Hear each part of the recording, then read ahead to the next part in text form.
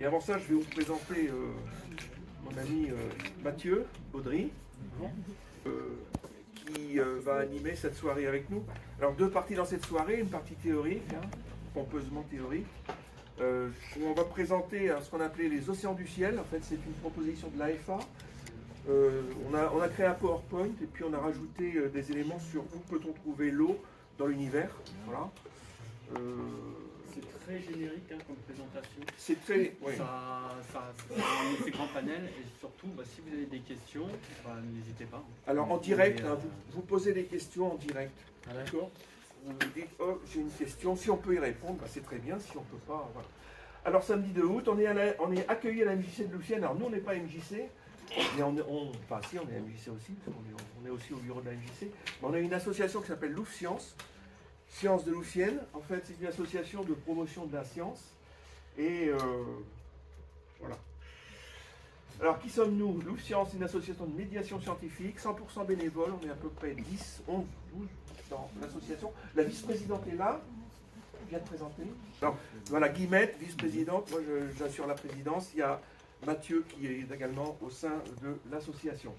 Alors, 4 activités. Il y a un club d'astronomie qui est accueilli à la MJC. On fait l'initiation des observations des événements. Sachez que l'année prochaine, il y a une belle éclipse en 2026, le 10 août, dans les Asturies, qui sera totale dans les Asturies, qui sera concomitante avec la nuit des étoiles filantes, qui sera à peu près dans la même période, et également la nuit des étoiles. Donc il va y avoir plein d'événements.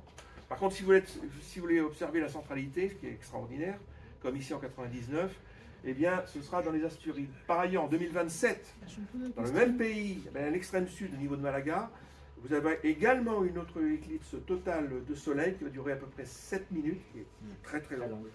Très très longue, une des plus longues qu'on ait connues. Et donc, ça c'est intéressant, c'est rare d'avoir 2 éclipses à 1 an d'intervalle dans le même pays. On observe des comètes, on fait des photos. Voilà. Et puis on fait des conférences de type scientifique avec des gens qui sont reconnus, à peu près 10 conférences par an. Mais que le prochain, c'est toujours sur un peu l'astronomie, impact du soleil sur les technologies, par Lionel Biré. Ensuite, on a l'intelligence des abeilles dans le cadre de la fête de la science, par Martin Gurfa, qui est une sommité mondiale en termes de cognition animale des abeilles. Ensuite, sur l'IA aussi, on a quelque chose le 27 novembre sur Kiesel de l'IRM le plus puissant du monde. C'est le concepteur de l'IRM qui vient.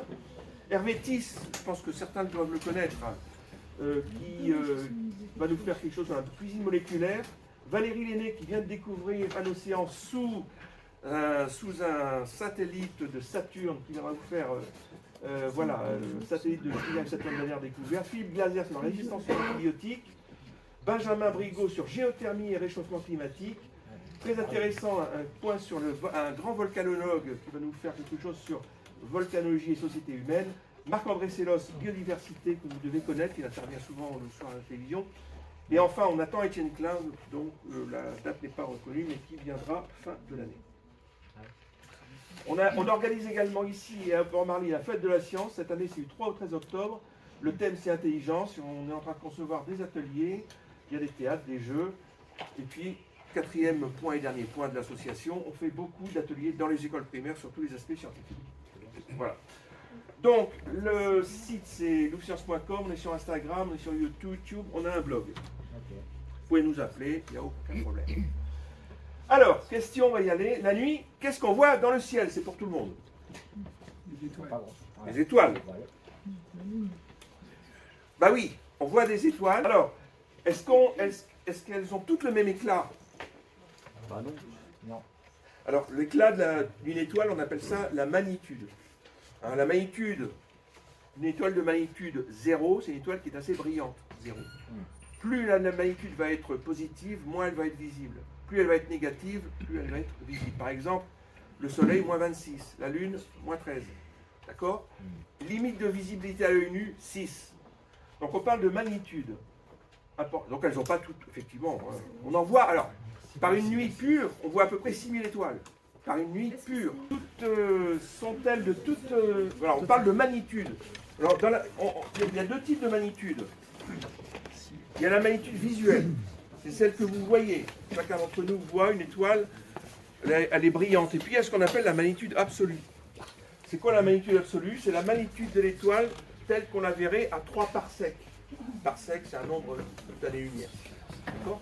Donc c'est quand même très important d'avoir ces deux notions, magnitude visuelle, celle que vous voyez, et la magnitude absolue, qui sert fortement pour calculer la distance des étoiles.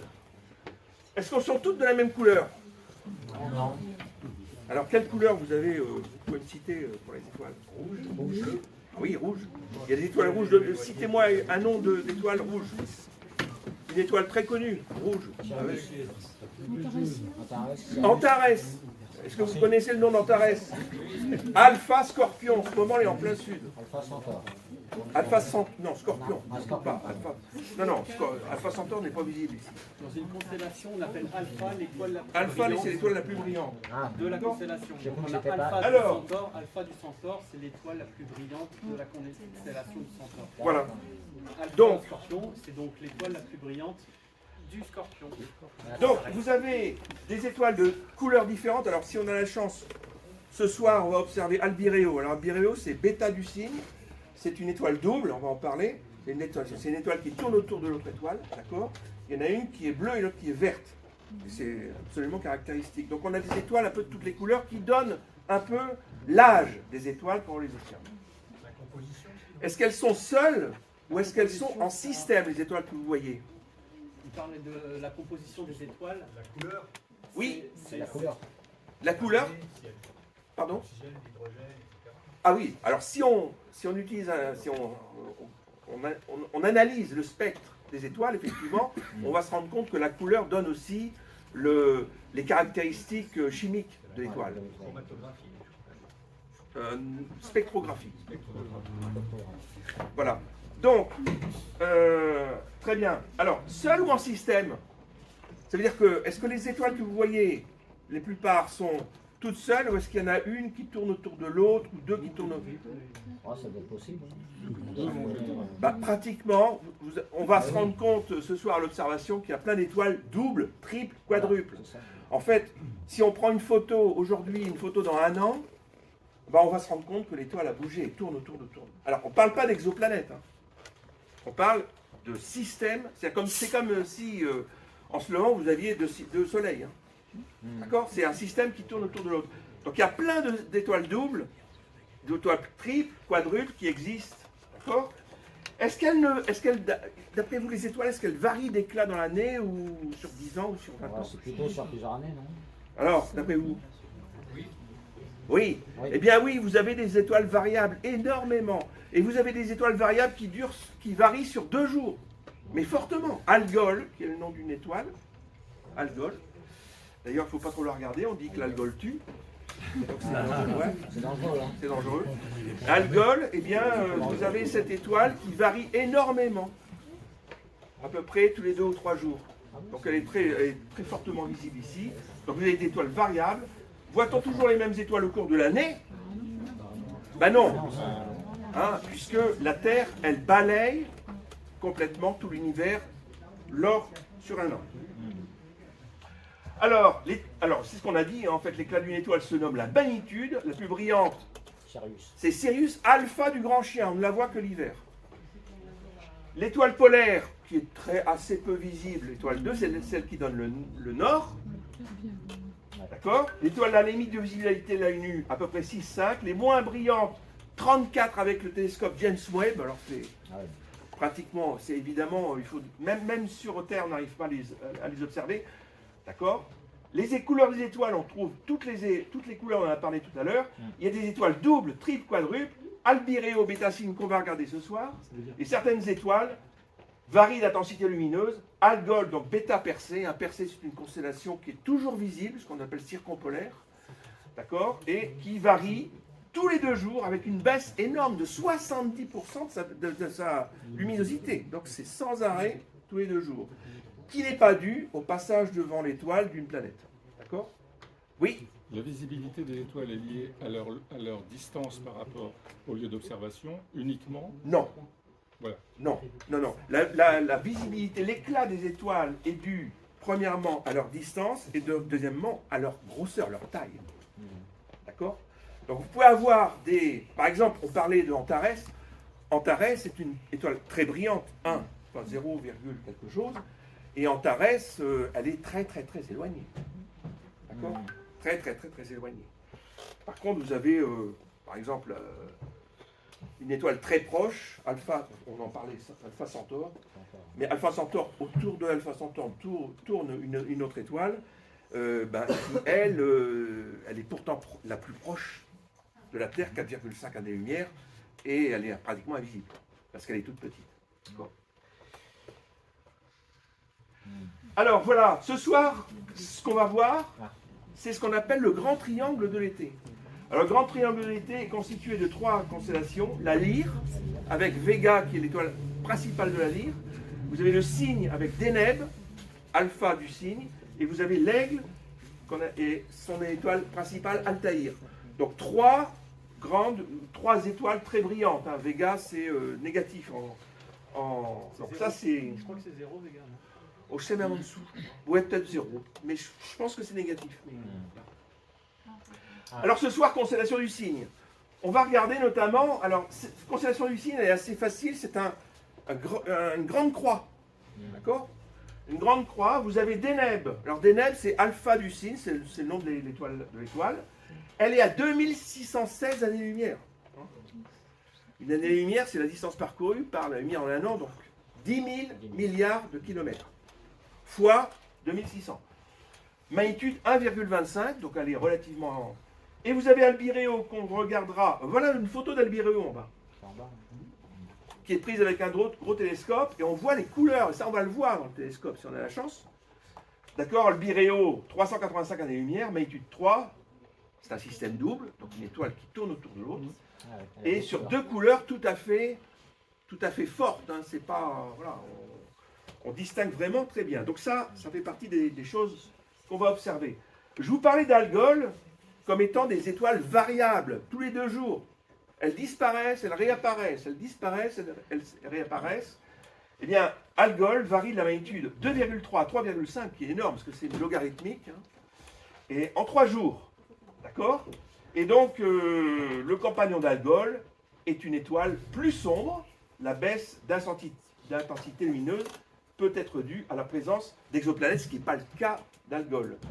C'est-à-dire que si une étoile baisse d'intensité, puis réapparaît, on peut dire, bah, tiens, c'est une éclipse.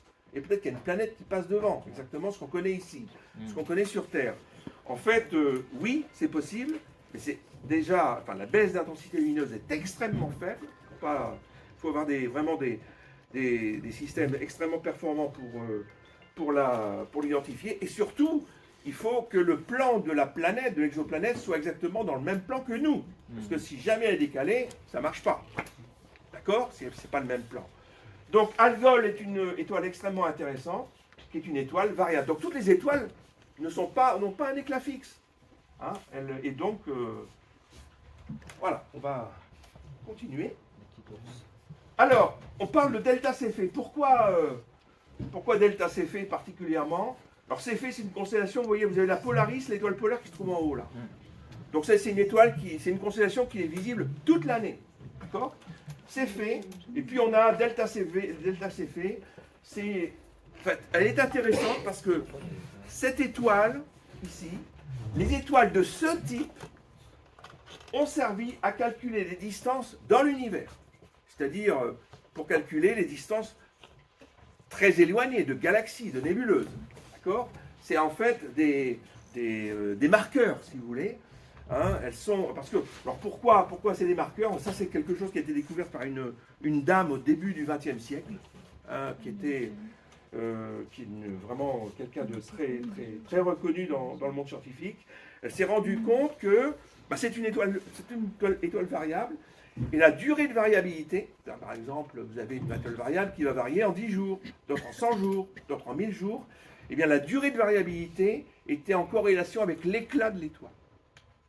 D'accord? Donc à partir de là, elle a imaginé que, il y avait cette relation directe, et comme toutes ces étoiles qu'elle observait se trouvaient dans ce qu'on appelle le grand nuage de Magellan, qui est une galaxie qui est en dehors de la nôtre, un peu plus, eh bien, toutes ces étoiles qu'elle observait, les céphéides, étaient à peu près à la même distance. D'accord? Donc elle en a conclu une relation, et donc ces étoiles, dès qu'on les observe, simplement à l'observation, on sait identifier la distance, d'accord, d'une nébuleuse, d'une galaxie. C'est un des moyens a des moyens sûrs de pouvoir calculer la distance d'une galaxie. Après, il y a le décalage vers le rouge, après il y a d'autres choses. Mais voilà, c'est une étoile intéressante. Alors, à part les étoiles dont on vient de parler, la nuit, qu'est-ce qu'on voit dans le ciel? La lune, des fois. La lune. Il y a la Lune, Il y a les comètes, il y a les comètes, Ouais. et puis il y a quoi? il y a les étoiles filantes. Les étoiles. Alors, les étoiles filantes, est-ce qu'on peut parler d'astronomie avec les étoiles filantes? Bah, pourquoi pas? Bon, pourquoi pas? Est-ce que, oui, si vous voulez, mais les étoiles filantes, à quelle hauteur elles sont? Bah, elles sont Dans l'atmosphère. dans l'espace. Dans l'atmosphère. Dans l'atmosphère. Elles sont dans l'atmosphère. Enfin, elles sont à 60 km de hauteur. Tandis que la première étoile, elle est à 45 000 milliards de kilomètres. Donc, étoile filante, c'est pas plus gros. C'est 45 000 milliards. Ah non, le soleil. Ah, bah oui, c'est la première étoile. Évidemment. Ils sautent. Et c'est des morceaux de corps céleste. T'as raison, 8 minutes soleil. Oui, tout à fait. Donc 8 minutes soleil, le soleil, c'est la première et la plus proche étoile. C'est vrai. En tout cas, oui, les étoiles filantes ne font pas partie des étoiles. Ça n'a rien à voir. Hein. Une étoile filante, la taille d'une étoile filante, c'est un grain de poussière. Un grain de sable, pas plus gros. Hein. Ce que vous voyez la nuit, la taille, c'est un grain de... Si c'est un peu plus gros, par exemple, si c'est un petit caillou, là, ça devient très très brillant et ça explose. Donc c'est... Alors, qu'est-ce qu'on peut voir aussi? On va avancer. Les planètes. Bah oui. Qu'est-ce qu'on peut voir comme planète? Alors, Vénus, Mars, à l'œil nu, Mars, ouais. Jupiter, Jupiter, Saturne, Mars, Vénus, et quoi encore? Mercure. Mercure. Et normalement, si on savait où elle était, Uranus est visible à œil nu. Mais le problème, c'est qu'elle est tellement à la limite de visibilité ben que voilà, c'est difficile. Alors regardez, la Lune, évidemment, c'est une planète, même malgré que ce soit un satellite, c'est une planète. Magnitude -12. Mercure, elle est très très difficile à observer parce qu'elle est toujours près du Soleil. Toujours près du Soleil. D'accord? Magnitude de 5 à -2. Vénus, alors là, vous la connaissez, le matin ou le soir, c'est une étoile extrêmement... Une étoile brillante et qui ne scintille pas. C'est la différence entre une étoile et une planète au niveau de la visibilité. Mars, de 0 à -1,5, parce que ça dépend de la distance, évidemment. Jupiter, Saturne et Uranus, 5,9, donc on est... C'est-à-dire que, normalement, les anciens auraient pu l'identifier, mais évidemment, elle était trop... Je reviens sur le scintillement. Oui. Le scintillement, ça ne vient pas de l'étoile, mais ça vient du fait que lorsqu'on regarde une étoile, on voit juste un trait de lumière. Et ce trait de lumière, en rentrant dans l'atmosphère, il va changer de luminosité. Il va vibrer un petit peu parce qu'il y a beaucoup d'interférences. Il y a les vents qui font que la lumière est déviée, tout à fait. C'est ça qui crée. Et Alors par que contre, les les planètes, voilà, eux, ce sont des disques qu'on voit. C'est pas un seul voilà. faisceau de lumière, c'est vraiment un reflet d'un disque qui arrive sur la planète. Et le fait justement que ce soit un disque, bah, il y a moins de problèmes avec les vents, Voilà. les micro-nuages. La Lune, elle ne scintille pas. Bah, de la même façon, Vénus ne scintille pas. Parce que si vous n'avez simplement qu'une paire de jumelles, Vénus, vous allez avoir le disque. Donc c'est un disque qui n'est pas sensible au vent de haute atmosphère. D'accord? Donc, aucune planète... Alors ce soir, rien du tout. Mars se couche quand on va commencer à observer. Saturne se lève à 2h du matin, mais n'a aucun intérêt. Et il se trouve que cette année, Saturne est exactement dans le plan des anneaux de Saturne se trouve dans notre plan, ce qui fait qu'on voit rien. Donc on voit une planète. On ne voit pas les anneaux. Malheureusement, ça arrive tous les 13 ans ou... Non, vous avez 26 ans, pardon. Les lunes, on peut toujours les voir. Ah oui, oui, les lunes, par contre, on les voit très très bien. Voilà. Donc, photographier les cratères de la Lune, mais aussi Vénus, Jupiter, Saturne, sont faciles avec un adaptateur. Donc, si vous avez du matériel, enfin voilà, vous avez ce genre de choses qui coûtent 9 euros, 10 euros. Ça, c'est un adaptateur. Vous mettez votre smartphone là-dessus. Vous mettez votre smartphone, hop. Et ça, vous accrochez ça derrière une paire de jumelles, par exemple, ou simplement une petite lunette. Et avec ça, vous faites des photos des cratères de la Lune. D'accord. ça vaut 10 euros. Donc il ne faut pas être forcément très très bien outillé avec du matériel extrêmement cher, ce qu'on va montrer ensuite pour voir des choses. Alors, alors maintenant, l'eau, est-ce qu'on la trouve dans les planètes du système solaire? Puisqu'on là, on était en train sur les planètes du système solaire. Ou satellite, d'après vous, où est-ce qu'on trouve l'eau? Sur la Lune. Alors, hormis la Terre, elle, qui est là, évidemment, en dehors de... La Lune. À l'intérieur du... Alors la planète bleue, nous, hein, c'est extraordinaire. Hein. On trouve l'eau partout, 70% de la surface qui est recouverte de liquide. On ne sait pas d'où elle vient, on imagine que c'est par les comètes, mais on n'en est absolument pas certain. Tout ça, ce sont des théories. C'est une planète vivante. On n'est absolument pas certain qu'il y ait d'autres planètes vivantes dans l'univers aujourd'hui. Hein, on n'a aucune assurance. L'eau, l'avantage, c'est le seul élément qu'on trouve sous les trois formes. Hein, eau, liquide, solide et gazeuse. C'est assez extraordinaire. Donc c'est une terre... voilà. C'est un équilibre propice à la vie. Donc la Lune est stabilisatrice, ça stabilise l'inclinaison de l'axe terrestre. C'est grâce à ça aussi que la vie est possible, parce qu'il n'y a pas que... On imagine qu'il faut du carbone, de l'énergie et de l'eau pour avoir de la vie, mais c'est bien plus complexe que ça, visiblement. Il y a une tectonique active, des plaques, voilà, et un soleil calme. Notre soleil est quand même très calme. Il permet donc la vie. Voilà. Deuxième élément, ça c'est quoi? La Lune. Est-ce qu'on trouve de l'eau sur la Lune? Oui. Oui. Alors dans certains cratères, hein, en fait, la Lune, de la glace dans l'ombre, ce que vous voyez en bleu, là, c'est des éléments de glace qui ont été identifiés sur la Lune. Donc, on pense que sous les roches, il y a de l'eau. D'accord? Mais sous forme de glace. Hein. D'accord? Découverte majeure, hein, en 2009. Donc, l'eau gelée existe au niveau de la Lune, dans les cratères. Hein. Pourquoi c'est stratégique? Parce que si on utilise cette eau pour ensuite repartir sur d'autres planètes, ça peut être utile. C'est qui cette planète? Mars. Est-ce qu'il y a de l'eau sur Mars? Oui. Oui. Hein, tout à fait, on a découvert de l'eau sur Mars. Des traces d'eau Mais il y en a liquide. eu, mais il n'y en a plus, non? Pardon, alors aujourd'hui il n'y a plus d'eau liquide visible. D'accord. Mais quand on observe la géologie de Mars, on se rend compte que ça ressemble bigrement à de l'eau qui a créé des ravinements. Et donc on a des réseaux fossiles de rivières, de deltas, de lacs sur Mars. Donc on pense que l'eau a existé il y a des milliards d'années, qu'elle a disparu, mais elle reste actuellement présente et sous forme de glace dans les calottes polaires. D'accord? Donc on a de la glace sur Mars. Ça c'est qui? Alors je crois que c'est Europe. Voilà. C'est-à-dire en fait c'est Europe, effectivement. Alors sur tous les satellites des planètes gazeuses, parce que Jupiter et Saturne sont des planètes gazeuses, on ne peut pas se poser dessus. D'accord? Il n'y a pas de surface en dur. Eh bien, certaines lunes cachent des océans profonds sous une croûte glacée. D'accord? Ces océans sont stables, parfois salés, et peuvent contenir des ingrédients nécessaires à la vie.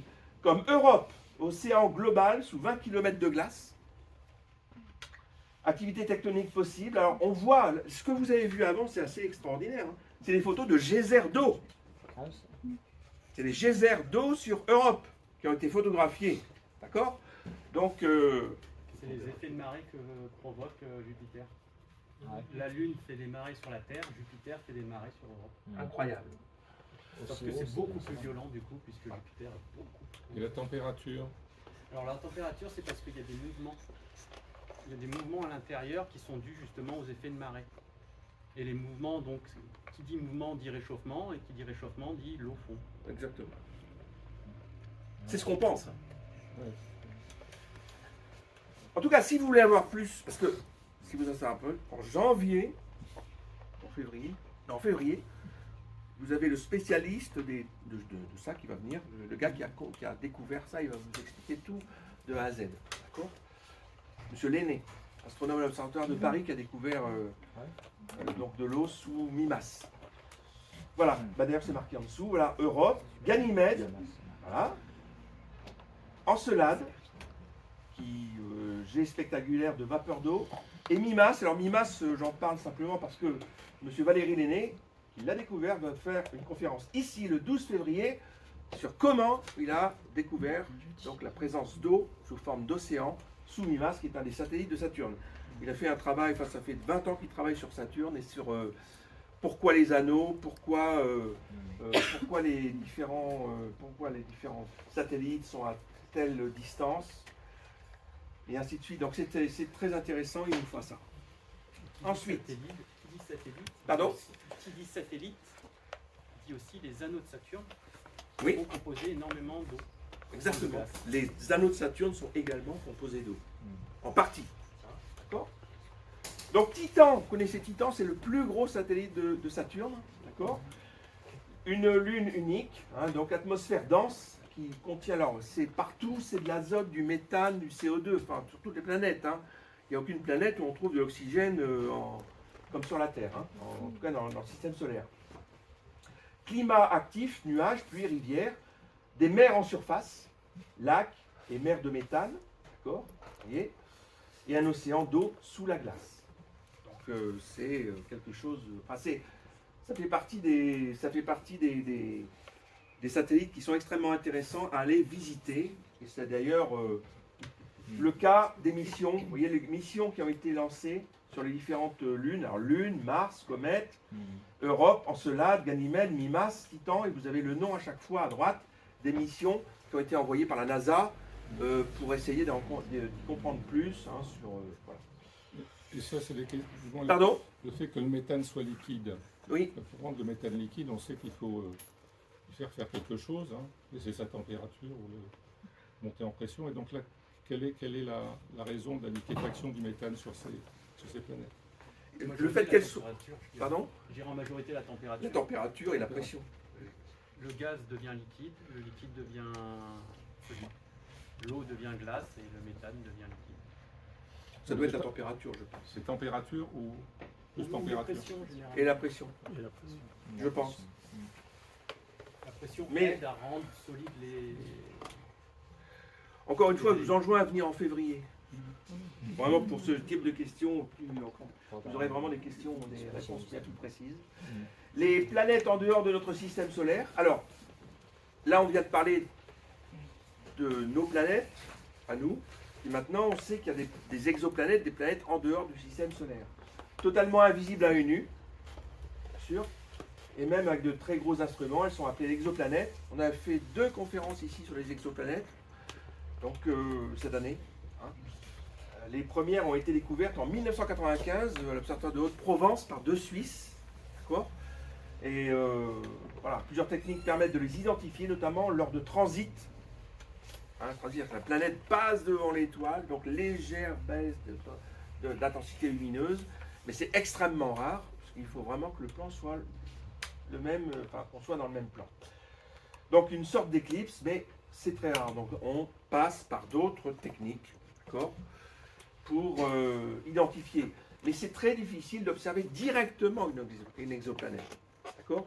On l'observe parce qu'on trouve que le Soleil a un comportement étrange, d'accord, parce qu'il recule, il avance, il recule, il avance, donc on imagine qu'il y a une planète qui va venir, eh bien, déplacer son centre de gravité, Il d'accord. faut savoir un truc, c'est que la planète Terre tourne autour du Soleil, donc elle est en rotation, mais la planète Terre influence aussi le Soleil.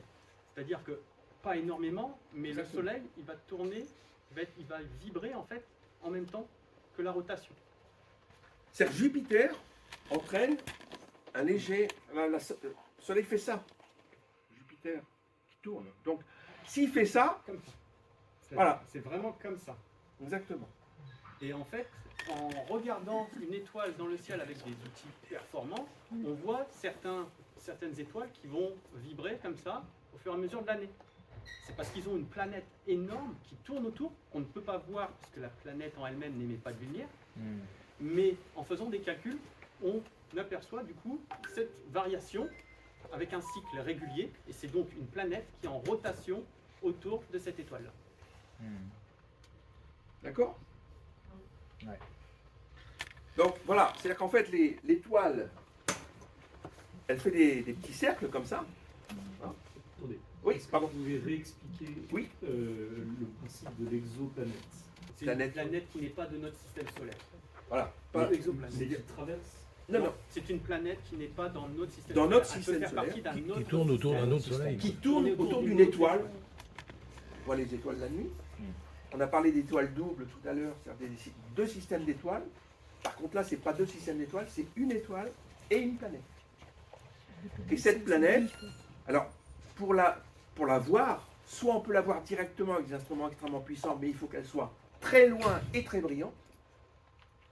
Soit, si elle est plus proche et plus petite, il faut utiliser des moyens, tels qu'il a expliqué. C'est-à-dire qu'en fait, comme la planète eh bien, va en fait, déplacer légèrement l'étoile, on calcule ce léger déplacement d'étoile, c'est comme celui qui lance le marteau. Il tourne pas, il fait des petits cercles comme ça. Ben, c'est exactement ça. D'accord? Là, imaginez, le lanceur du marteau, c'est l'étoile. Et voilà. Et dans ce cas-là, ben, il va faire ça. Ben, on se rend compte que, en observant l'étoile, on voit ça. Ou alors, on voit que l'étoile s'éloigne et se rapproche. Et ça, on peut calculer. On sait si une étoile s'éloigne grâce à son spectre. Et en décalage, qu'on appelle le décalage vers le rouge. D'accord? Et ça, on peut calculer. En tout cas, voilà. Sur ces... Pourquoi je parle des exoplanètes maintenant? Parce que d'une façon extraordinaire, on a découvert qu'il y avait de l'eau sur certaines exoplanètes. Au niveau de l'atmosphère.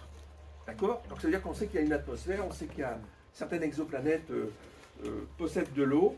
Comment on a pu faire ça? Eh bien, grâce à la spectrométrie également. Hein? Pareil, Donc James Webb a trouvé de l'eau sur certaines exoplanètes, par exemple TOI 1452 qui vient d'être découvert.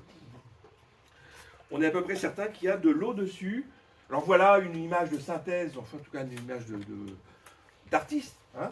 Voilà, des planètes, des mondes d'eau à perte de vue. On imagine qu'il y en a plein, parce qu'on a déjà découvert pas mal. D'accord? Par exemple, TOI 1452, en 2022, elle a été découverte. Planète d'environ 70% d'eau. Elle est à 100 années-lumière. D'accord? Kepler 22i, GJ, ce sont des exoplanètes de type sub-neptunien, parce qu'on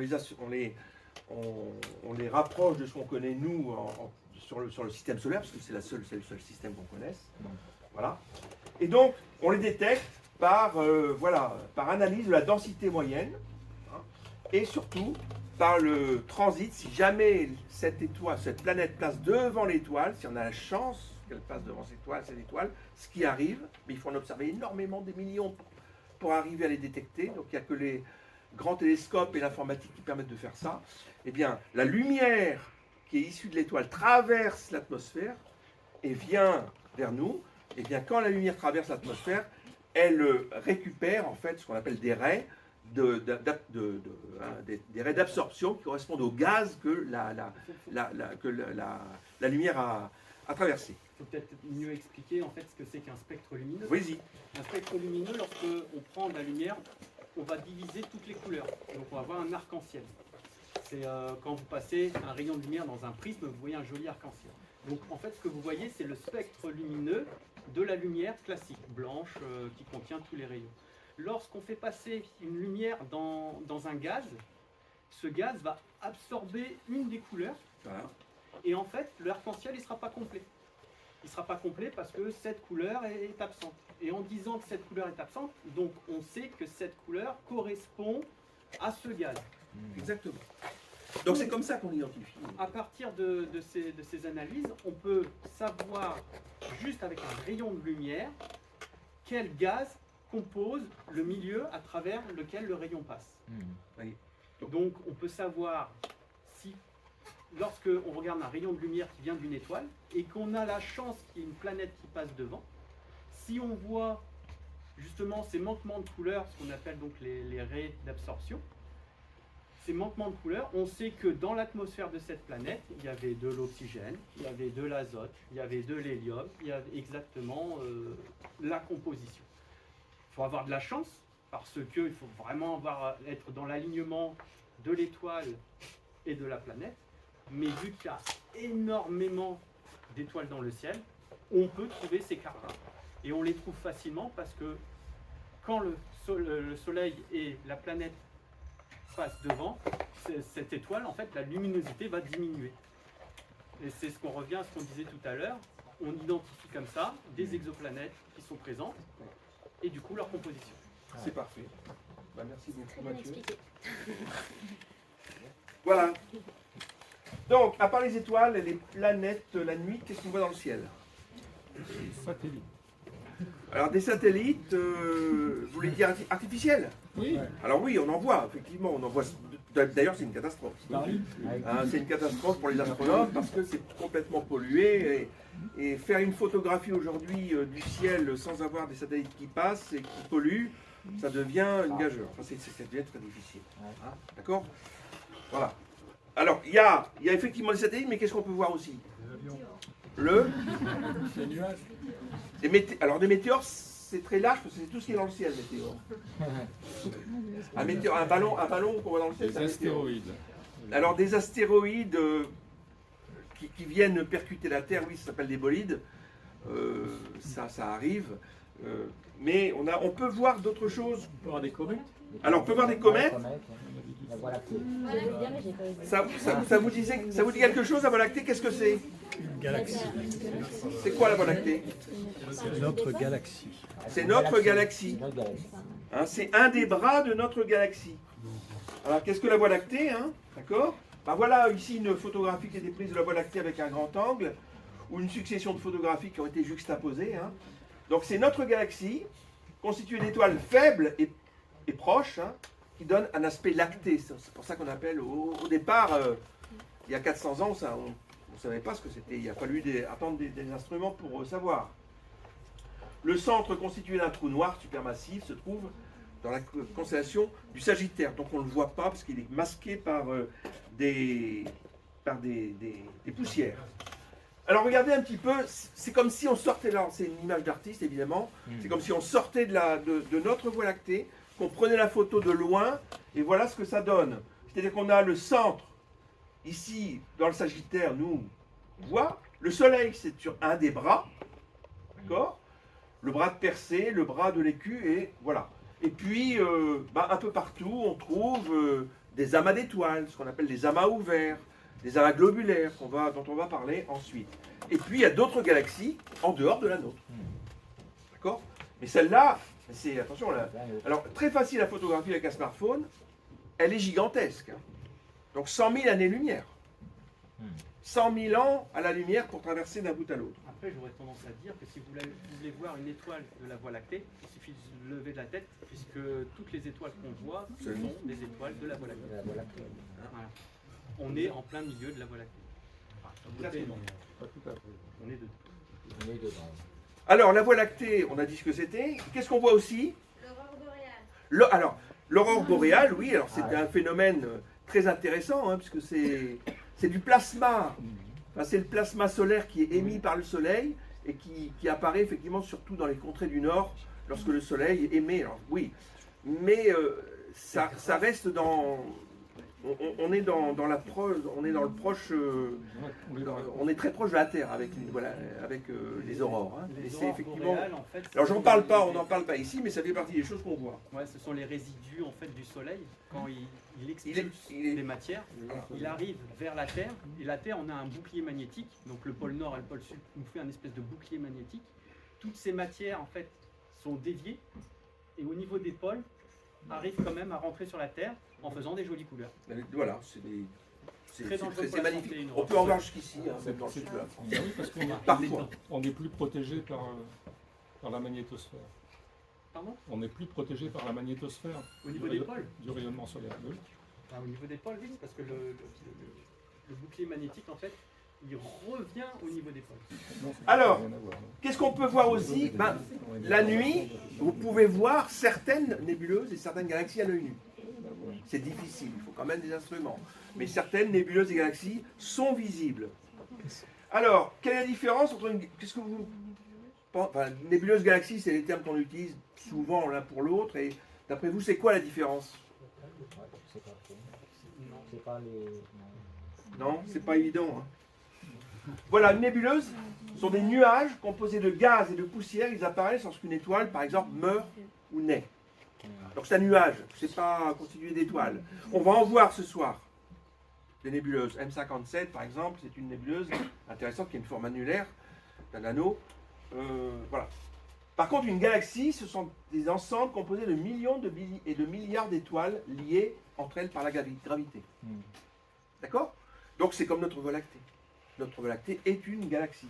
Alors toutes les galaxies et nébuleuses brillantes se retrouvent dans un catalogue qu'un monsieur a réalisé à la demande de Louis XIV, monsieur Messier, qui est un astronome, qui a réalisé un catalogue qu'on appelle le catalogue Messier. Et tout ce qui est Messier, M, donc M1 à M104, je crois, est intéressant à observer parce qu'en général, c'est soit des nébuleuses, soit des galaxies, soit des amas ouverts, soit des amas globulaires brillants. Enfin, brillants. Ils sont accessibles aux instruments amateurs. D'accord ? C'est parce qu'à l'époque de Louis XIV, ils n'avaient pas grand-chose comme matériel pour regarder. Ils avaient leurs yeux. Donc il a regardé, il a dit « Oh, c'est marrant, ça c'est intéressant ». Il a noté dans son petit calepin. Alors M, troisième, il y a ça. Il a regardé, ah là j'ai vu quelque chose, M, 4, il y a ça. Il a fait comme ça 110 annotations. Et ces 110 annotations sont donc 110 choses intéressantes à regarder dans le ciel. Voilà, Facilement. donc c'est le catalogue Messier qui est très connu. Alors je l'ai noté, mais on ne voit pas. Le catalogue Messier, c'est celui-ci. Il y a toutes les galaxies et nébuleuses de ce monsieur Messier, il est en bas à droite, là, donc sous Louis XIV. Et aujourd'hui, on va en voir quelques-unes, on l'espère. D'accord ? Donc, galaxies en dehors de notre galaxie, par exemple. Oui. Sous Louis XIV, ils avaient quoi pour regarder? Ah, ils avaient déjà quand même pas mal de matériel. Parce que Louis XIV, c'est 1730, 40, c'est ça? Il est mort en 1715. 1715. Il est mort. Donc, 1715, on était largement après Galilée. Donc, on avait quand même des instruments, enfin, des lentilles qui faisaient 100 mm, quoi. On avait déjà du beau matériel. Et ils avaient compris la différence entre les étoiles et les planètes aussi? Ah oui, oui, oui. Ça, il y a Oui, longtemps. oui, oui, oui. Ah oui. Ah oui, bien sûr. Ah, vous avez compris la différence entre une étoile et une planète, puisque déjà les planètes, elles bougent, hein, elles ont un mouvement propre très très important, tandis que les étoiles, elles, apparemment, elles bougent, mais très très faiblement. Et puis au niveau de la... Quand ils grossissaient, ils se rendaient bien compte que plus ils grossissaient, plus ils... Bah, sur une étoile, on peut grossir 1000 fois, 10 000 fois, ça reste toujours un point. Tandis qu'une planète devient un disque. Hein, d'accord ? Donc, voilà quelques galaxies connues, très connues. La plus connue, c'est M31, galaxie d'Andromède. Elle est environ à 2,5 millions d'années-lumière. Rappelez-vous que notre galaxie, elle fait 100 000 années-lumière de diamètre. M51 du chien de chasse. Chien de chasse, c'est le nom de la constellation. 31 millions d'années-lumière. D'ailleurs, il y a une galaxie qui est en orbite autour de l'autre galaxie, vous voyez. Et des galaxies comme ça, il y en a des millions.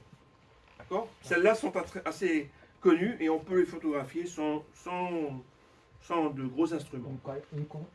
Pardon ? Oui. Une constellation, c'est donc une galaxie. Alors non, une Parce qu'il y a une constellation, différence, c'est quelle est une la création différence pure de l'homme. Ah ouais. C'est-à-dire, en fait, l'homme, quand les premiers hommes, quand ils ont observé les étoiles, ils ont essayé de dessiner dans le fond étoilé des animaux, des choses. Et donc, ils ont fait des limites. En gros, quand ils sont Voilà. dit, tu vois l'étoile là qui est là, non pas celle-là, celle qui est au-dessus, en bas, non, tu vois là, et puis ils ont commencé à dire, tu vois celle qui ressemble à ça, qui ressemble à ça, et en fait, ils ont commencé à sortir une espèce de recueil de choses qui ressemblent à quelque chose dans le ciel, et ils ont appelé ça des constellations. Les constellations qu'on utilise en Europe ne sont pas les mêmes que les constellations qui sont utilisées en Chine, etc. Parce que ils ne voyaient pas la même chose, ils n'étaient pas au même endroit, et du coup, ça nous permet à nous de dire, tu vas dans la constellation du chien, tu vas voir la galaxie M51. D'accord. Voilà. D'accord ? Donc c'est une création pure et ses limites, les limites entre constellations sont données par l'UAI, l'Union astronomique internationale, qui fixe la limite de ces constellations. Et c'est là où les astrologues, les astronomes se battent, parce que c'est pas du tout les mêmes. Les astrologues ne voient pas les mêmes limites de constellation, c'est même pas les mêmes noms, et ainsi de suite. D'accord ? Mais c'est simplement des limites. Donc c'est une facilité pour se retrouver. Donc dans une constellation, on peut y trouver des galaxies, des étoiles variables, tout ce qu'on veut, des galaxies, des nébuleuses. et de temps en temps des planètes si elles passent dedans. D'accord, merci. Donc, nébuleuses au sein de notre galaxie.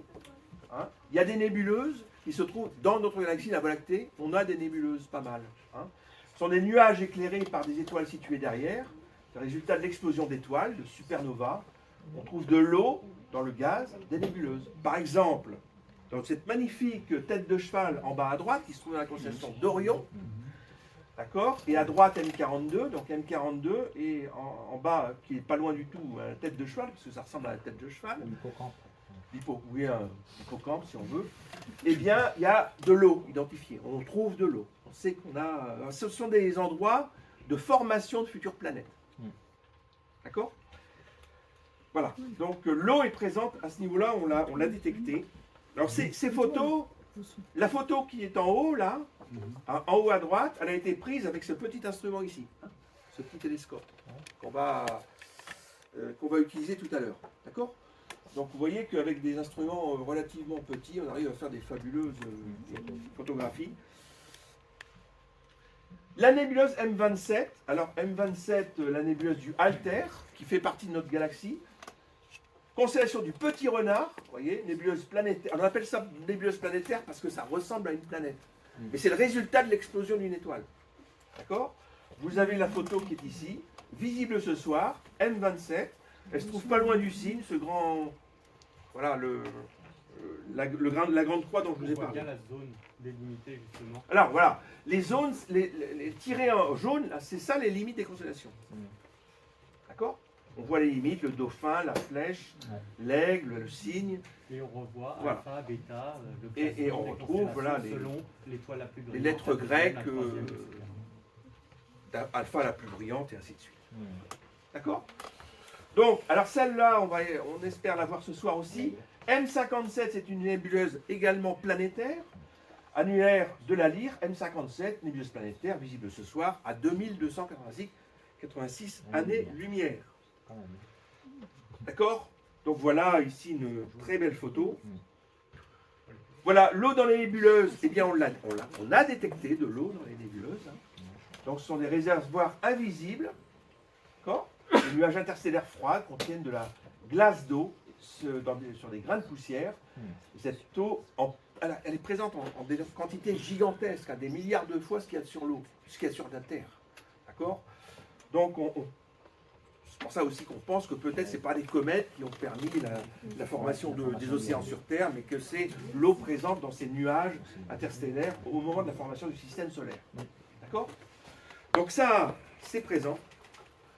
Là, cette magnifique tête de cheval, là, ici c'est tête de cheval, un océan du ciel. Regardez, là, cette magnifique photo qui a été prise avec un très gros instrument, hein, à 1300 années-lumière, et bien là-dedans, on a beaucoup d'eau. D'accord? Voilà, alors ça c'est la tête de cheval avec un petit instrument, et puis de plus en plus gros, vous voyez, on prend le petit carré, on l'agrossit, avec Euclide, ensuite Hubble, et ensuite Webb, James Webb, télescope. La On même parle chose. d'infrarouge parce que dans l'espace, les couleurs visibles sont plus trop d'actualité, on va dire. Et en gros, on regarde en infrarouge et on décale cette lumière pour faire des couleurs et nous permettre justement de voir toutes les variations Voilà. et les formes. D'accord? Voilà, des disques protoplanétaires. On observe ça avec des moyens très très puissants. On pense que ce sont des disques, en les observant, qui permettent la formation de planètes.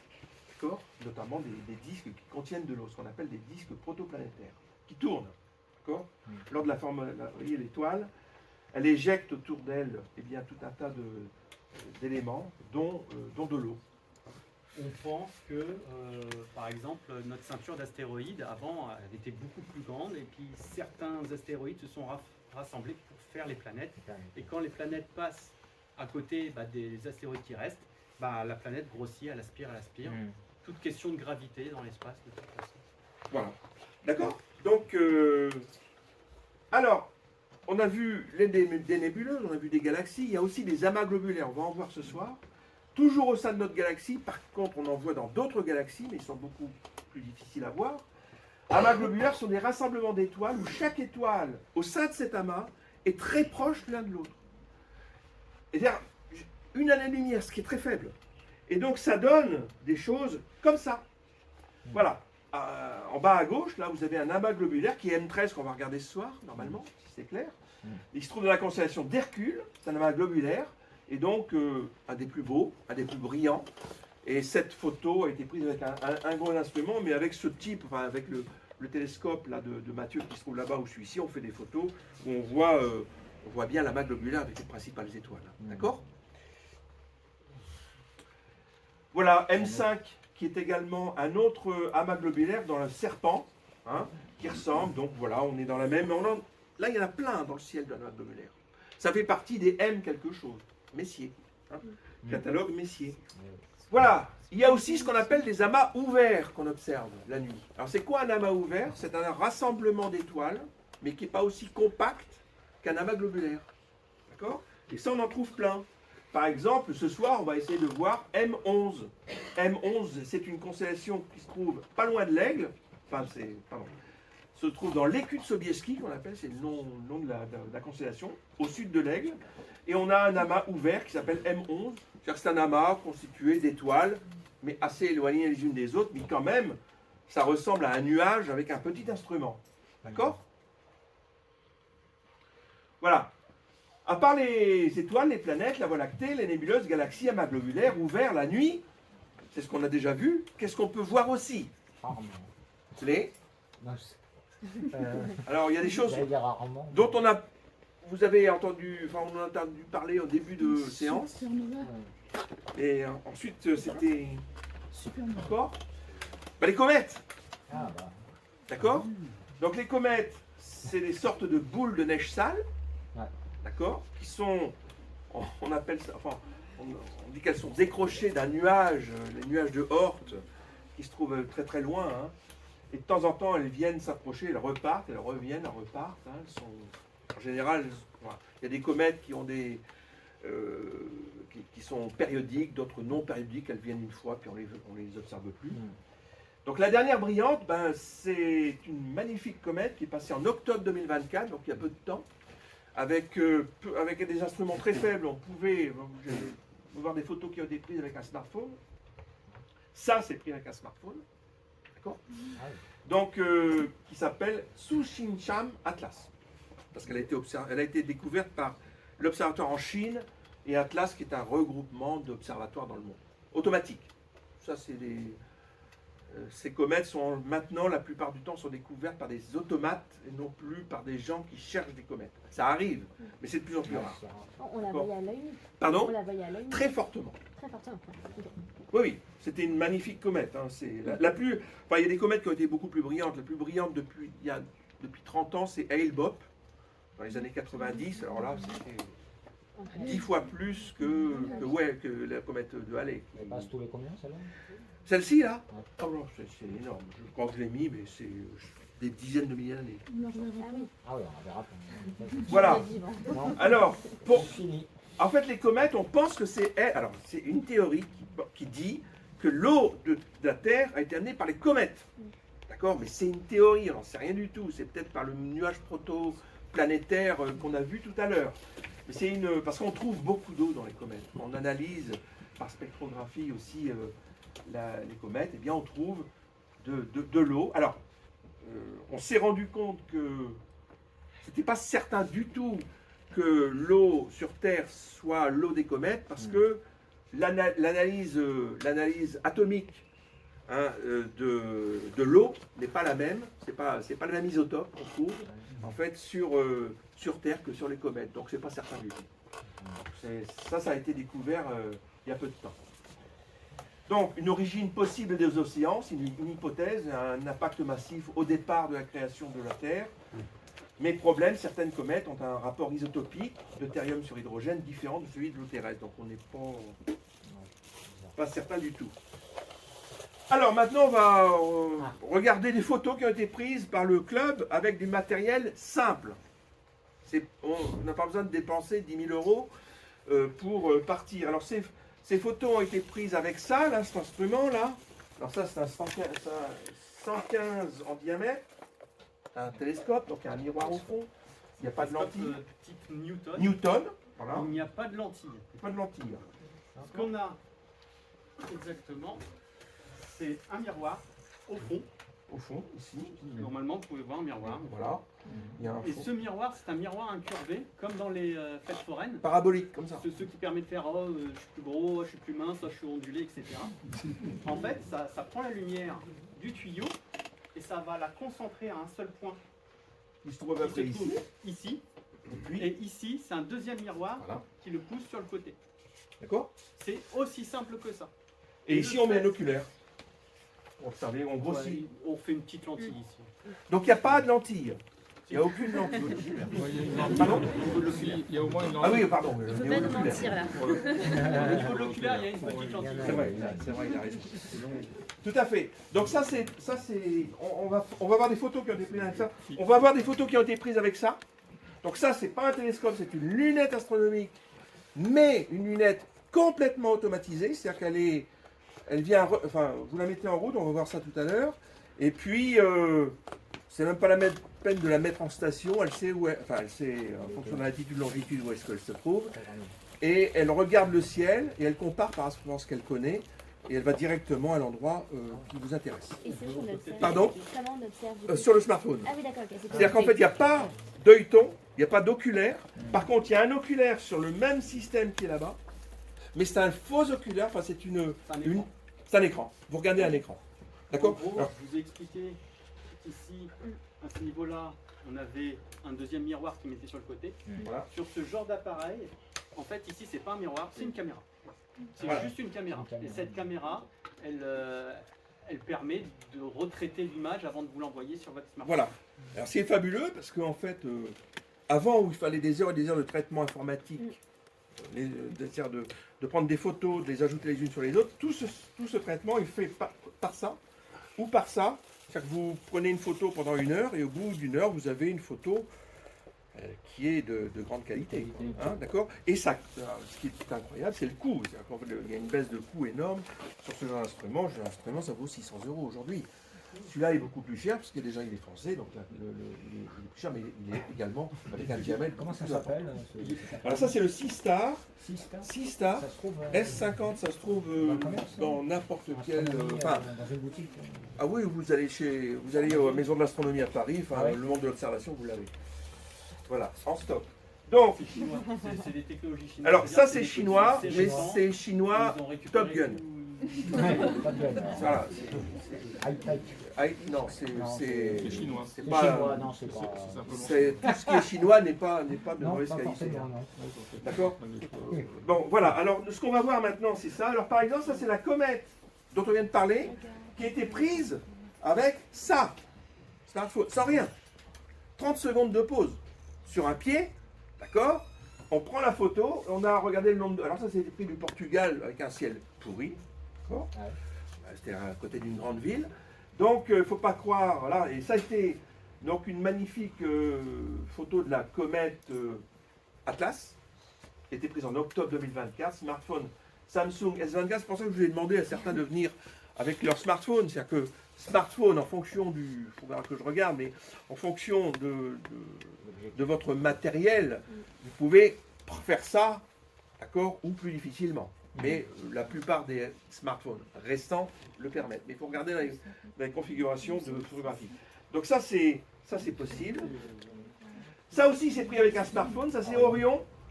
Orion, donc une nébuleuse M42 qu'on voit un peu au centre, là qui était prise depuis le Portugal également. On voit le baudrier d'Orion. En haut à gauche, Bételgeuse en rouge. Ah oui, tout en haut. En bas à droite, Rigel. Et puis le baudrier d'Orion et M42 au centre. Donc la nébuleuse. Ça, c'est la Lune qui est pas avec un smartphone également. D'accord. Ça, alors ça, c'est oui, c'est un hyperlapse. Ça, c'est on fait ça avec un smartphone.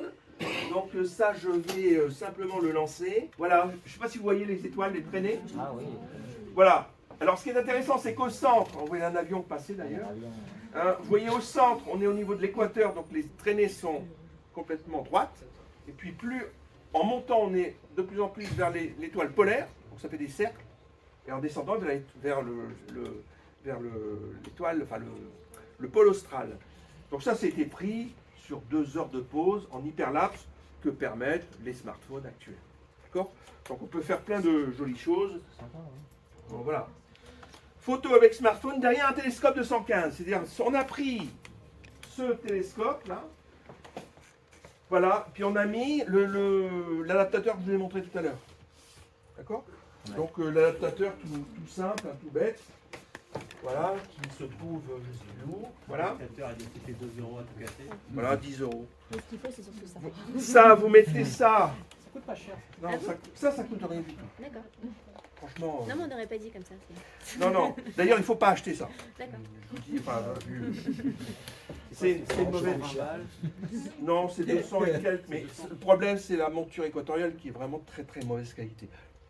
L'optique est très bonne, est bonne, mais franchement, vous voyez, vous ouvrez ça, vous mettez ça ici, et vous mettez votre smartphone. Voilà. Et ça, vous faites des photos. Non, non, ce type de matériel, ou celle-ci, regardez la lunette que vous avez là, qui a été prêtée par quelqu'un du club. Hein. Ouais. Donc ça, c'est une lunette, c'est pas un télescope, c'est vraiment ce qu'utilisait Galilée. Hein. Et bien ça, c'est une 90 déjà, c'est déjà pas mal. Donc on peut faire exactement la même chose qu'ici. Et pour un débutant, vaut mieux acheter ça que ça. Et il faut mieux pas acheter un équatorial, vaut mieux acheter une monture azimutale de base pour démarrer. Et c'est intéressant d'avoir plusieurs modèles ou finalement on aurait juste... Alors, oui, c'est intéressant en fonction de ce que vous voulez regarder. D'accord. Parce que, par exemple, si on dit je veux observer que des galaxies ou des nébuleuses, il vaut mieux partir sur un télescope à condition d'être éloigné des sources lumineuses polluantes, c'est-à-dire paralouciennes. Par contre, si vous êtes en région proche des villes, il vaut mieux prendre une lunette ou au niveau planétaire, c'est-à-dire Lune, Soleil, toutes les planètes, ça va être super, et également au niveau de certaines galaxies nébuleuses, mais moins ouvert. Alors ça dépend de ce que vous voulez faire. Oui, c'est bien d'avoir plusieurs instruments, mais ce sont des budgets. Bon, ceci dit, ça vaut 300-400 euros. Hein. Mais les jumelles. Alors, les jumelles, ça c'est un instrument génial. Hein. C'est génial. Qu'est-ce qu'on voit avec les jumelles? On voit énormément de choses. On voit la Lune, tous les cratères. Okay. On voit les satellites de Jupiter. On voit les anneaux de Saturne, si on a un peu. Et surtout, tout ce qui est nébuleuse, galaxie. Après, vous avez quel grossissement et quelle luminosité? Alors, ça c'est une erreur que j'ai faite, elle grossit trop, 25 fois, c'est bien trop. Il faut, pour bien, quand on veut démarrer, 10-50. 50 de diamètre, 10 de grossissement. Ça vous permet de voir nébuleuse, galaxie. Ça, c'est très très bien. Vous verrez un peu les cratères de la Lune, pas trop, mais c'est vraiment. Et puis ça a un coût limité, très limité, quoi. Hein. Petit tip, pour regarder la Lune, il faut la regarder lorsqu'elle n'est pas pleine, tout simplement. Oui, surtout pas. Hein. Parce qu'en fait, en pleine Lune, vous voyez quoi? Vous voyez juste la Lune qui reflète le Soleil, donc vous ne voyez pas du tout le relief. C'est comme quand vous regardez une montagne de haut, si le Soleil est derrière vous, vous ne voyez pas trop la montagne. Tandis que si le Soleil est de côté, vous allez voir l'ombre de la montagne. Et donc, avec un petit quartier de Lune, vous voyez l'ombre des cratères et donc vous voyez mieux les cratères de la Lune. Voilà, toujours regarder autour du premier quartier. Enfin, voilà. C'est le cas en ce moment, puisque le premier quartier c'était hier. Donc voilà, d'où les jours des étoiles en ce moment. Là, donc sur ces photos avec un smartphone, donc voilà, ça c'est une photo de la Lune, smartphone, sans suivi, sans rien du tout, un 60e de seconde. Voilà, avec un retardateur, avec ce type d'instrument. Donc vous voyez, on arrive à faire des photos sympas avec du petit matériel qui coûte pas cher. Saturne avec pareil, Saturne sans suivi, sans rien du tout, avec un adaptateur qui coûte 10 euros. Par contre, ça, c'est fait avec ça. Vous voyez? Ça, c'est fait avec ce système. La photo au Seastar S50, le fameux chinois, avec le Galaxy M101, 55 minutes de pause. D'ailleurs, il donne toutes les informations en dessous, hein, vous voyez. M101. Donc ça, c'est, vous avez des étoiles jusqu'à la magnitude 13-14, là. Hein. Enfin, c'est assez fabuleux. C'est quand même des très belles photos. Nébuleuse M42, hein, d'Orion, qui était prête avec seulement 19 minutes de pause. Donc ça, il faut être l'hiver pour observer ça. avec cet appareil-là, qui vaut, je vous dis encore une fois, 600 €. On l'avait vu tout à l'heure, c'est M51, 21 minutes de pause. Ça, c'est depuis le Pas-de-Calais, la plupart de ces photos-là ici, avec un ciel très, très pollué. Hein, aussi. Alors, l'avantage aussi de ça, c'est que même avec un ciel pollué, vous faites des belles photos. D'accord ? Ça, c'est l'avantage. Ce qui est retraité, les images sont retraitées ensuite. 21 minutes de pause. Alors, ça, c'est l'occultation des Pléiades par la Lune qui a eu lieu. On a fait une soirée. Les Pléiades, c'est quoi? C'est une partie de la constellation des Taureaux. C'est un amas ouvert. Hein, c'est plusieurs étoiles. Il y en a 7, d'où Pléiades. Et la Lune est passée devant, mais ce qu'on voit de la Lune, c'est la partie cachée. Sombre. Donc vous voyez la puissance de l'appareil qui permet de voir la partie cachée de la Lune, sans quoi la partie brillante, ça a explosé. Hein. Donc occultation, on peut faire des vidéos aussi. Hein, avec, ça, c'est l'éclipse de Lune qui a eu lieu en mars, en début mars. Voilà, et ça, on était dans l'île de Noirmoutier, voilà, où j'ai réveillé mon épouse très tôt. Et donc, on a fait ça, j'ai fait ça toutes les 3 minutes. Ce qu'on appelle une photo en chapelet. Et donc, vous voyez le début de l'éclipse, vous voyez l'ombre de la Terre qui vient petit à petit, voilà, cachée, et ensuite la Lune se coucher. Donc ça, c'est une éclipse de Lune totale qui a eu lieu, sachant qu'il y a eu une éclipse partielle de Soleil fin mars, hein, aussi. Alors ça, c'est pris aussi avec ça, et c'est Vénus en plein jour. À midi. Il faut savoir que Vénus, on la voit en plein jour, à l'œil nu. Hein. Donc on voit des planètes à condition de bien savoir où elles se trouvent, y compris Jupiter d'ailleurs, qu'on peut voir aussi en plein jour, un peu moins. Mais ça c'est pris avec ce petit matériel, voilà, Vénus. Alors ça c'est une photo de comète, la comète Atlas. Tout à l'heure on avait vu avec un smartphone, et ça c'est pris avec ce télescope là-bas, d'accord? Celui de Mathieu. Donc même système que celui-ci. Pris depuis Lucienne aussi. Donc ça c'était en octobre 2024. On passe à ce qu'on va voir ce soir. Alors, ce qu'on va utiliser, en plus du matériel que vous avez amené, j'espère, ce que vous pourrez utiliser, on a un Novescope de 115 qui est celui-ci, là-bas, qui est le matériel automatique.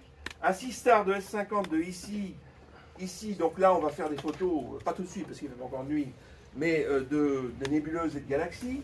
Un Newton de 210 que j'ai construit en 1975,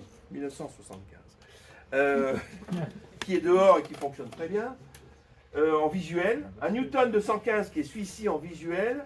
Une lunette de 90-900, lunette astronomique. Une paire de jumelles, voilà, qui est ici. Et les bons instruments que vous aurez ramenés. D'accord? C'est-à-dire paire de jumelles, smartphone, on verra avec vous ce qu'on peut regarder. Et bien j'en ai fini.